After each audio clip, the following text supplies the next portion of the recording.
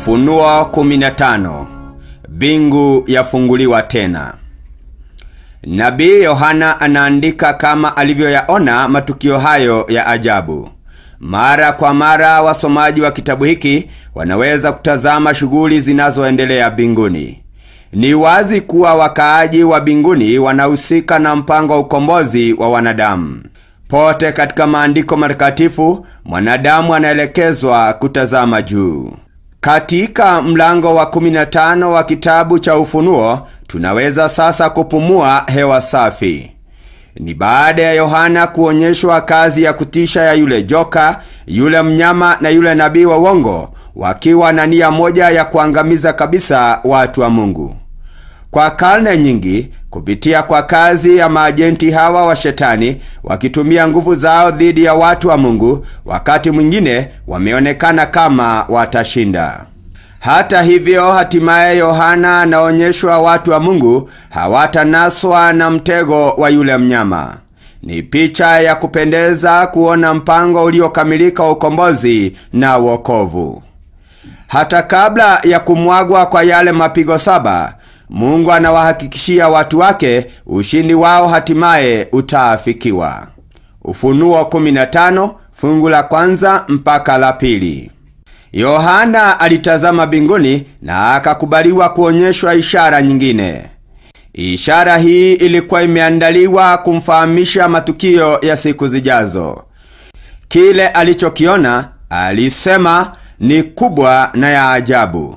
Malaika 7 wenye mapigo 7 walikuwa tayari kuanza kazi yao. Hii itakuwa ni kubwa zaidi, wakati Mungu atakapofungua ghadhabu yake kuu iweze kuwapata wanadamu. Ni ya ajabu, inahusika na kuharibiwa kabisa kwa waovu na yale matukio yatakayoandamana kuwapata, lakini cha kupendeza ni ushindi wa wenye haki. Danieli aliruhusiwa kuona kipindi hicho. Danieli 12 fungu la 1. Kilichomtia moyo ni kumuona Mikaeli akisimama kwa niaba ya watu wake na kuwaokoa. Malaika watakaomwaga ghadhabu ya Mungu wanafuata baada ya malaika wenye upendo na rehema wa mlango wa 14. Hii ndiyo mbinu anayotumia Mungu mkuu. Kwanza Mungu anatoa upendo na rehema zake. Kabla Mungu hajamwaga hasira, ushindi wa kanisa umeahidiwa. Jonsi hii ilitolewa ili kuwapa moyo watu wa Mungu watakaohusika na kazi ya Mungu duniani kipindi cha mwisho, muda mfupi kabla ya marejeo ya Kristo.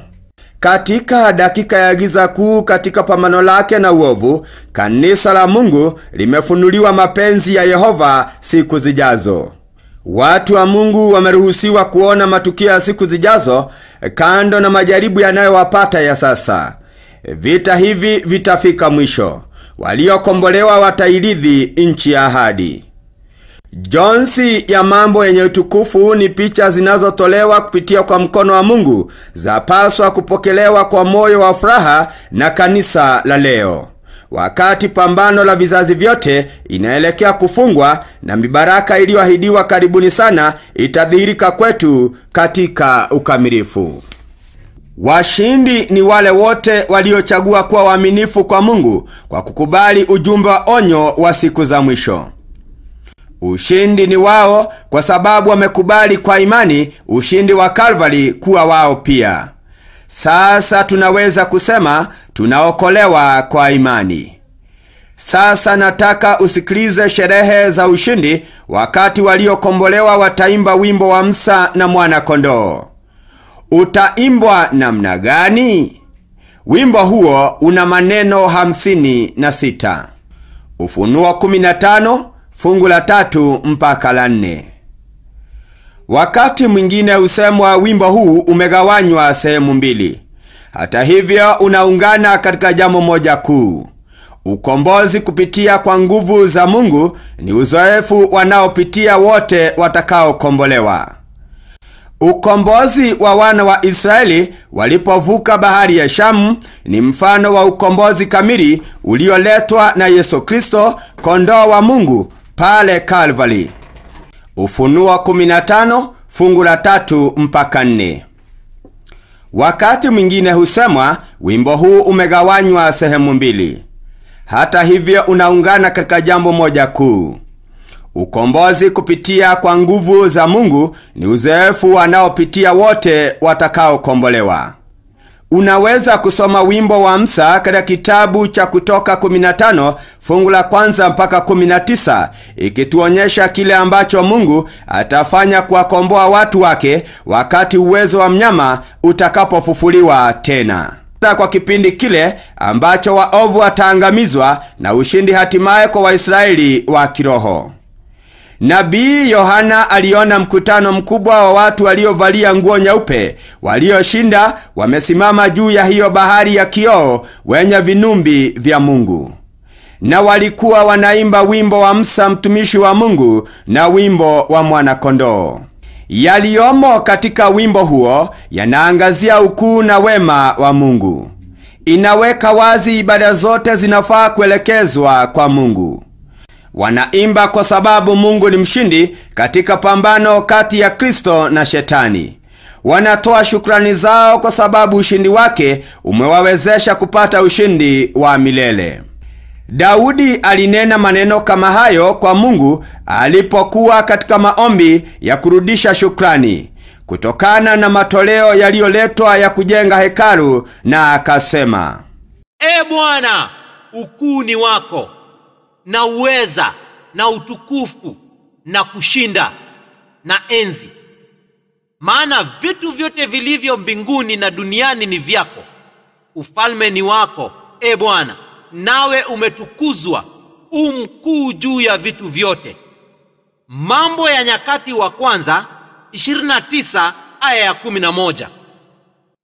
Utajiri na heshima hutoka kwako wewe, nawe watawala juu ya vyote, na mkononi mwako mna uweza na nguvu. Tena mkononi mwako mna kuwatukuza na kuwawezesha wote. Mambo ya Nyakati wa kwanza 29 aya ya 12.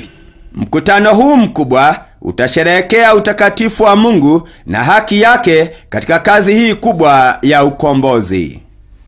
Ufunuo 15 fungu la 5 mpaka la 8. Yohana alitazama hata chumba cha ndani katika hekalo la mbinguni kinachoitwa patakatifu mno kikifunguliwa.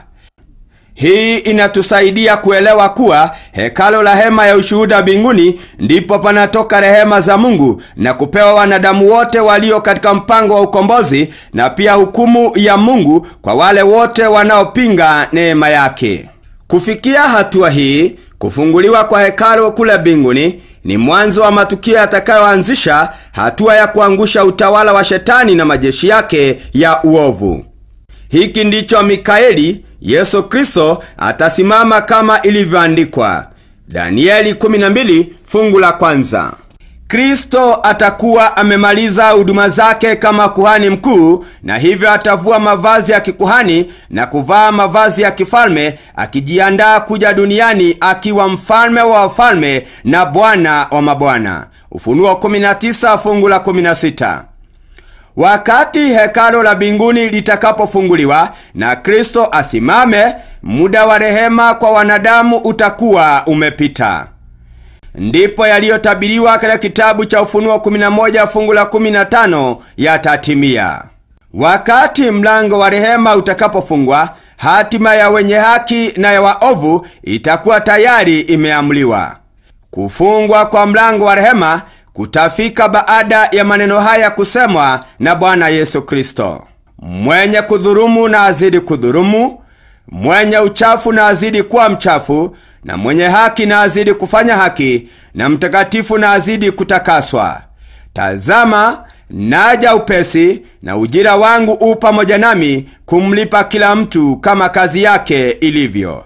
Ufunuo 22 fungu la 11 na 12. Wakati hekalo la mbinguni lilipofunguliwa, nabii alishuhudia mambo matatu. Kwanza, mbele za Mungu wanatoka malaika 7, wanavitaza 7 vinavyobeba ghadhabu ya Mungu. Waovu wamepita mstari wa kusamehewa, na sasa wanastahili kile kitakachomwagwa. Malaika 7 walikuwa tayari kumwaga mapigo 7 juu ya waovu. Jambo la pili, inaonekana kana kwamba mmoja wa wale viumbe wenye uhai wanne anafanya kwa niaba yao kuwapa vitasa vilivyojaa ghadhabu ya Mungu wale malaika 7. Jambo la tatu, mwisho wa barabara kuelekea kiti cha enzi itafungwa. Hapo zamani, mara moja kila mwaka katika siku ya upatanisho, kuhani mkuu wa Israeli aliingia patakatifu mno na damu ya mnyama aliyechinjwa. Alikuwa akinyunyiza damu yake katika huduma iliyoondoa kumbukumbu ya dhambi. Kwa sababu ya kisa cha pale msalabani, damu ya Kristo iliyomwagika ilikubalika kufanya upatanisho kati ya Mungu na mwanadamu. Lakini katika kipindi cha kumwagwa mapigo 7, njia zote kuelekea kwa Mungu zitafungwa. Waovu hawatakuwa na muda mwingine wa kutubu. Hekalu kujazwa moshi inatuangazia uwezo wa Mungu na utukufu wake, akiwa tayari kumwaga hukumu zake dhidi ya waovu walio hai. Ni sasa kabla ya kufungwa kwa mlango wa rehema, tunaweza kutubu na majina yetu kuandikwa katika kitabu cha uzima.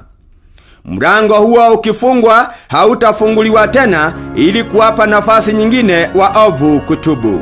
Nasi twaisubiri kwa hamu sana siku ya ukombozi wetu, tutakapomwona mfalme wa utukufu akija.